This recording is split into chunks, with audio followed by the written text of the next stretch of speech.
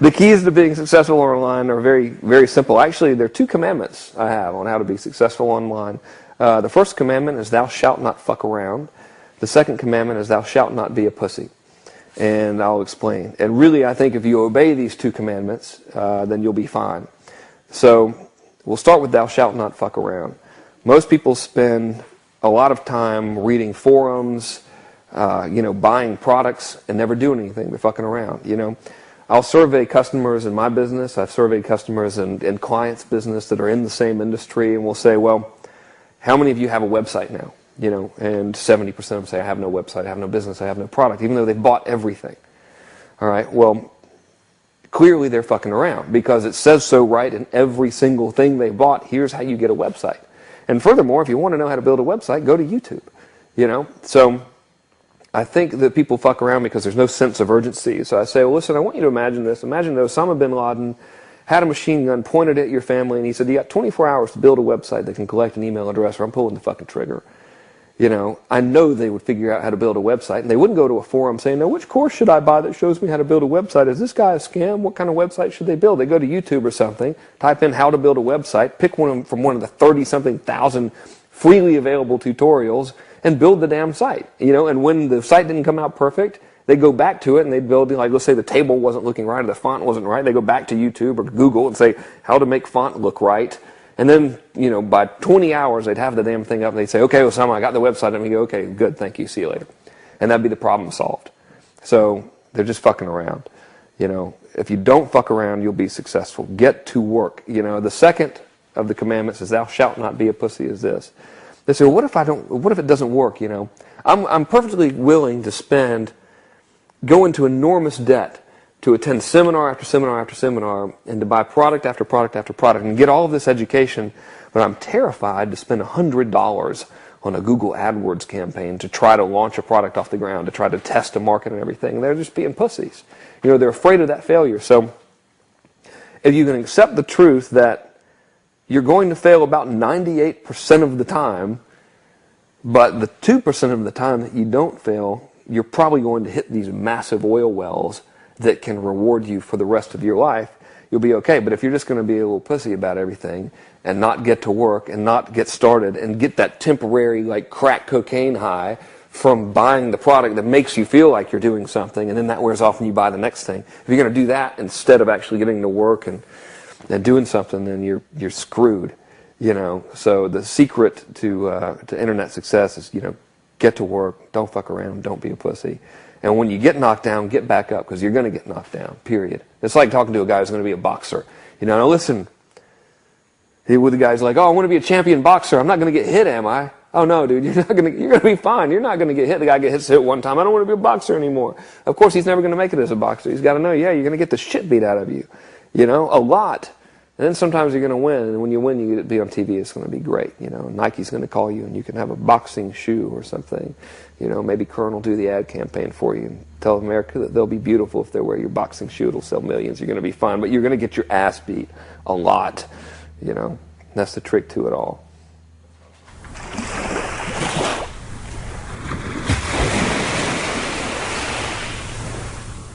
The failures I have encountered. Well, this could be a box set video. We could go on.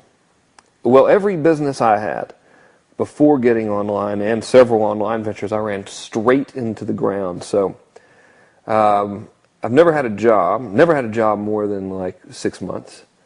Was fired from many. I never had a decent, respectable job.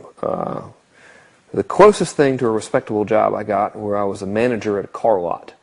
But that's really just a glorified car salesman. Not to disrespect the car selling profession at all. That's very hard work. The men and women who can do that work their asses off, but failed at that, did terrible. Had a little used car lot of my own, ran it straight into the ground. Had a dog fencing business, straight into the ground. First, my 2 years spent as a spammer, spent all the money I had, and was a spammer. So not only did I not really make any money, I was also one of the most hated species of people on the planet, So the prestige, my family was so proud. This is, what does your son do? Well, he's a spammer. Oh, my goodness. How did he know I had this erectile dysfunction problem? He keeps sending me these Viagra ads. No, that's not him. That's his friends. He's the one with the get-rich-quick ads. Oh, yes, of course. So there was that. My most notorious failure was when I was sued by the Federal Trade Commission for my very first product that I created myself called Instant Internet Empires. And man, I thought I was onto something. But apparently they did not think I was onto something at all, and they said, well, Mr. Kern, this is a pyramid scheme. And I said, what exactly is a pyramid scheme? And they said, well, it looks conspicuously like this program of yours. I said, oh man, what are we going to do? And they said, well, I'll tell you what you're going to do. You're going to send out this public message that says we have sued you and seized your assets, and then we're going to take all your money. What do you have to say about that? And I said, well, okay. What else are you going to say? I was like, all right, sorry. So that was a pretty significant failure. That was very embarrassing. I wouldn't trade it for anything, though. I learned a lot from that process, and certainly would never want to repeat it. Wouldn't want to go through it again, but wouldn't take it back for all the money in the world.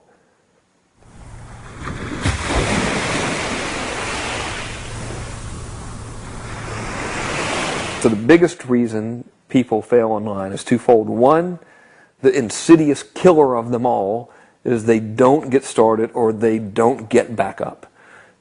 So they get paralyzed with fear. Well, what if this doesn't work? So that takes out 90% of them. And then the 9% left over will actually try, and it's not going to work out the first time, and then they never try again. So that's the biggest killer right there. The second biggest killer is people never learn how to sell. Most people cannot sell their way out of a paper bag. They get wrapped up in the technology. They get wrapped up in Twitter or Facebook or something. They'll go buy a tool that gets them like 9 billion Twitter followers, but they never learn how to sell those people anything.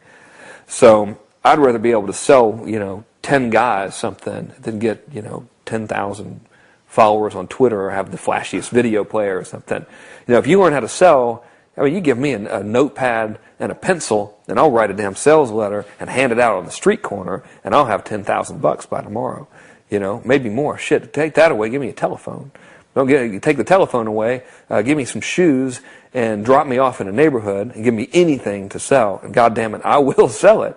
Might not sell it elegantly, but if you can sell something, you're set forever. If you have that ability, you have to be good. 90% of being able to sell something is being able to put up with the no. If you can just say, no, okay, good, thank you, bye, and then keep going to the next one, you're fine. So inability to sell and just spinelessness really are the two killers. That's what causes the failure for sure.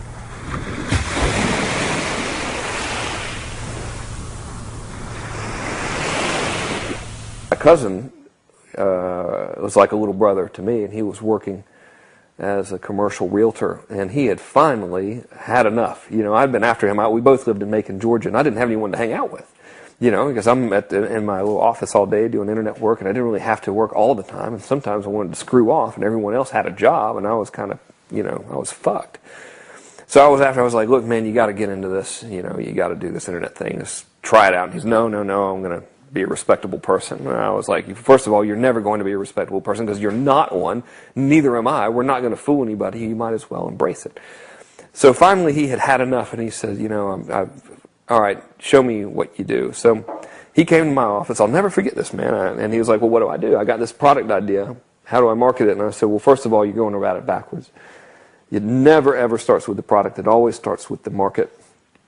And there's three fundamental, characteristics of a market that you look for. They've got to be irrationally passionate, great in number, and easily reached. And the biggest thing is irrationally passionate. You want people who buy stuff all the time.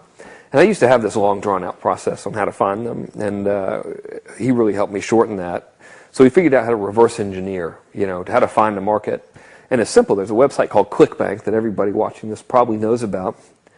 And through some stroke of great fortune for the rest of us, ClickBank has gotten their vendors to agree to be featured in this marketplace, which allows you to sort by category who's selling the most stuff, which is fabulous. And then they'll tell you how many of their sales come from affiliates, which basically lets you almost completely reverse engineer somebody's business, So my tip would be to go to that site, pick a category, any one you want to, and sort that by the top sellers and see who's selling the most stuff. And then you know you've got a group of buyers. So you got empirical proven data. You know, if this guy's buying, or if this guy's selling the number one guy in the sports and fitness category and he's selling a thing on your golf swing, you know unequivocally that there is a market there for that. And you know they're buying this particular thing. So all you got to do is go into that market, do a better job of selling, and sell a better product. Shit, you don't even have to sell a better product, really. It's just best if you do. So, in all honesty, you just have to do a better job of marketing and selling, and then you can exceed his numbers, which are right there clearly visible for everyone to see. So that's the biggest tip. You can reverse engineer anything. Never, ever, ever try to reinvent the wheel. You know, don't be the pioneer with the arrows in your back. Go use all this unbelievable data that the internet gives us, reverse engineer a competitor, and just go in there and take over. That's what he did. He did it in the hypnosis market. Had a product created. I remember this first. He did his launch. You know, he'd run ads on Google AdWords and stuff. Built just like we talked about earlier with the launch. You know, offered to give things away to get the opt-in list. Finally does the launch. He had a little tiny list, you know, of like 3,000 people. Finally does the launch. He goes, all right, I'm going to launch this thing to my 3,000 person list. You know, let's sit here and watch it. And I was like, I knew it was going to be kind of anticlimactic with that small of a group of people. I said, let's go to lunch and we'll come back and we'll see what happens. So we go to lunch to Zaxby's Chicken in Macon, Georgia, on Spring Street, I believe it was. Used to be the Arby's for all of you Georgia people. So we go to lunch there, and the little fucker brings his BlackBerry, you know, so he's checking stats. And while we're at lunch, he made $300. And this was like unbelievable, you know. He's like, holy crap, I made $300. By the end of the day, he'd made $800, and I think the first week he made a couple grand. Within the first 48 months, he made over $2.8 million. Yeah, you know, and it was the same formula. And he sold hypnosis and he sold software, not, you know, get rich quick stuff, nothing, you know. And it's all based on that. You find the market first. You find that hungry market. You find out what they want, and then you give it to them. You give it to them better than the other guy, you know. And if you can do that, you're done. You're unstoppable.